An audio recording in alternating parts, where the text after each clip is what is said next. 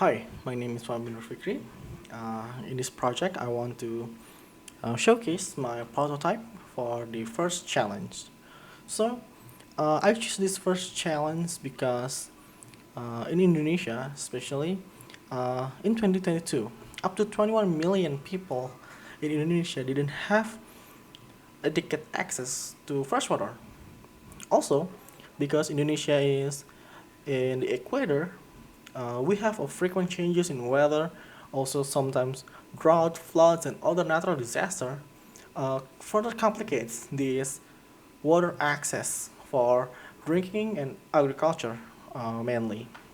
So, uh, it can be concluded that fresh water are vital for communities, especially in the rural areas, because in Indonesia, not every part of the island is developed cities, but mostly it's just villages and other rural areas.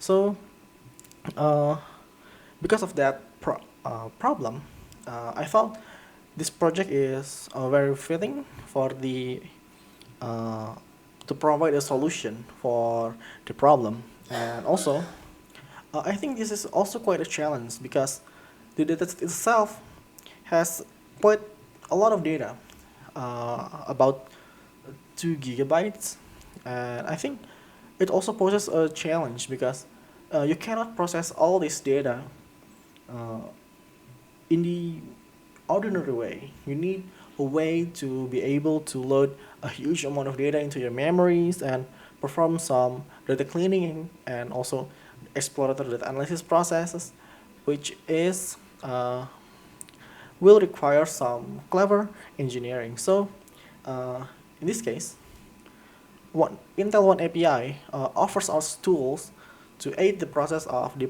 data processing and also modeling, uh, which open up possibilities how we can approach problem and also maybe create a functioning models, a machine learning model, so we can try to predict the quality of the freshwater from the dataset.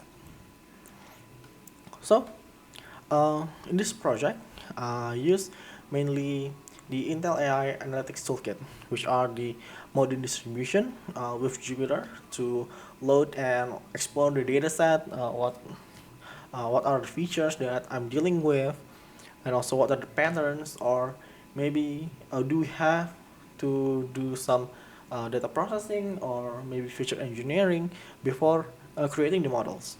So after that was done, I can get some information and also do some pre-processing for the data, and the next step is to actually create the models. So here I'm mainly using the XGBoost library to create the model using the boosted trees and some utilities tools from scikit-learn to split the dataset, and also Modin to load the dataset itself and run the data processing pipeline.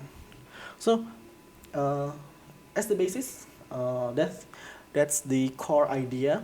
So now, after we have the baseline model, usually when we create machine learning models, it's not usually you will get the best model from your first try. So I will be using Optuna and MLflow to try improve the models by doing something called the hyperparameter optimization or hyperparameter search to fine tune the XGBoost parameters so we can get the best accuracy, the best F1 score that uh, will enhance further our machine learning models. And then, after we have the model and all the parameters that are required for it to run, uh, I will be using the Python API for Intel from oneDAL, so I can read the XGBoost model and also serve it as an API and also a website using Flask library. And also, the model and the website will be containerized in a Docker image, in a Docker container. So it will be easier install or to deploy it in cloud server, or maybe on premises, or just in your local machine. So, what are the impact of the inclusion of oneAPI? One of the things that I notice are the training duration.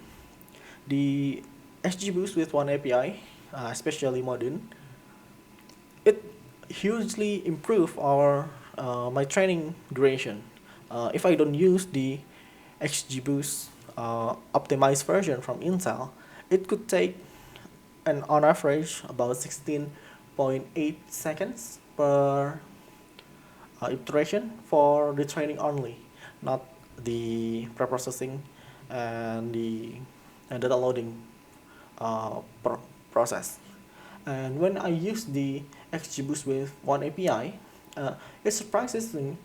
It's kind of surprising. It only requires about 5.7 seconds during the training process. Because of this improvement, we can do the hyperparameter optimization much longer to get the better model performance.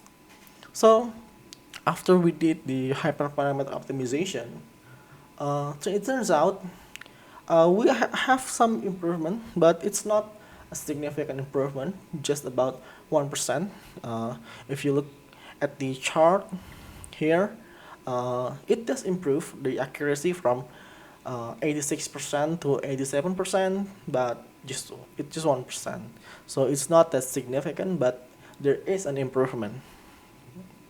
So we can say that the factory settings or the default settings from XGBoost and Intel distribution version is actually already really good. Uh, in this case, for the prototyping, and also, uh, why are these solution more is unique from the other uh, project or prototypes? So here I'm also using the library del for Pi uh, in the pickle format. So it turns out when I save the XGBoost model into the Python version using the Intel distribution, uh, it has quite, how do I say? It's really fast. I mean, when I tried running the load test for the API, uh, it takes about 2.61 millisecond, and I think that's really fast because uh, if I use the XGBoost directly, I don't think I can get this much performance. So I think the Intel distribution for Python really helps to boost the inference throughput for these prototypes. And also, I have to mention again the use of Docker because this application is containerized. It can be easily scaled up or be deployed in any kind of cloud services or providers. So it is easily scalable and deploy. You can deploy it anywhere. And also, a quick summary for the apps. So I did not only create the model, but I also create the web app. So you can open it and input some data there and running a prediction. And the website will tell you whether it is safe or not for based on that data. And also, not only you can do predictions, you can also view some key insights from the dataset. Uh, as I mentioned earlier, I use the modern distribution from Intel to summarize the dataset. And here in the website, you can see the uh, summaries. You can see like I have some charts like the distribution of the watercolor sources and also the qualities and also the chemical concentration as a time series. Uh, So we can see the fluctuation over time, how much the chemicals are changing in the data set. So not only that, where you can interact using a nice GUI, you can also use the REST API. Here I have this screenshot of Postman. Here you can use the API to run the predictions, and it is very convenient if you want to integrate this model for your existing applications, maybe integrating it to your mobile apps or websites. So it is easily done. So it's not just limited to the model or the website, but you can also use it as an API. So it's very flexible.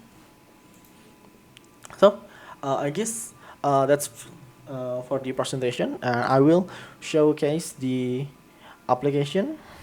So I have a running Docker instance here on my local PC, and what you have to do is open up the GitHub or repository and clone it.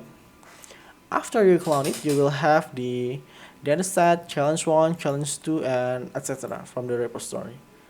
Here, you can simply type docker compose up, and it will start the API. And here, from the Docker desktop, we can see that the freshwater app is on port 8001. So we can open it. And here, the homepage, you can enter the information here. For example, I will just use some random data. You definitely have to use the real data, but I'm just showing how to use the web application. So you can pick what are the parameters you want to predict, and after you filled out the form, you can click the run predictions, and it will tell you whether it is safe or not. And also you will get the probability here in percentage. And for the summaries, you can click the summary button, and it will redirect you to the page where you can see all the different charts, like the distribution of watercolors, like how many are yellows, light yellow, faint yellow, and etc. The water sources, the water qualities, and also the chemical concentrations. You can pick up, uh, pick like pH, copper, or chloride, anything. And also, I separated it into two parts, where the top one is the chemical and the bottom one is the physical properties. So it will be a little bit easier to skim through all the data. So I think that's all for the application and also the presentation. I hope you guys like it. Thank you.